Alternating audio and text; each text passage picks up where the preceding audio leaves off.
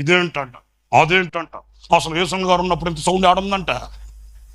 ఇక ఆయన ఒకటి దొరికాడు పాపం, అన్యం పుణ్యం తెలియని మహానుభావుడు. శాపమది, తరతరాల శాపమది. అన్యం పుణ్యం ఎరుగని మహానుభావుని అన్నింటిలో తీసుకుని వస్తే శాపమది. మాటకొస్తే మనవాళ్ళు అసలు యేసన్న గారు ఉన్నప్పుడు అసలు అసలు ఇంత లైట్ ఆడుందంట. ఆ లైట్ లేదు, చీకట్లో కూర్చొని ఉన్నావా? నాకు బాధ అనిపిస్తుందండి. ఎందుకంటే అనవసరంగా పాపం ఆయన డిస్టర్బ్ చేస్తుంటారు. పడి పడి పడి పడి పడి పడి పాపం కాలిపోయి ఆయన ప్రశాంతంగా ఉందాం అక్కడికి వెళితే అక్కడ కూడా ఖాళీగా పాపం ప్రశాంతంగా ఉండనివ్వట్లే వీళ్ళు. ప్రతిదానికి ఆయన పిలుస్తారు. చూడయ్యా యేసన్న గారు అంటే ఆయన అంటాడు, ఒరే వాళ్ళు చేస్తున్నారు కదా, నీకెందుకు ఆరాటం, రే పోరాటం, రే మాలోకం, నీకెందుకు ఆరాటం, మౌనంగా కూర్చునిలేవా? సడుగు సడుగు సడుగు. ఇశ్రాయేలీయులలో కూడా ఇది సొంతమైపోయింది. అప్పుడు దేవుడు ఒకటే చెప్పాడు, క్లుప్తంగా చెప్పేస్తానండి.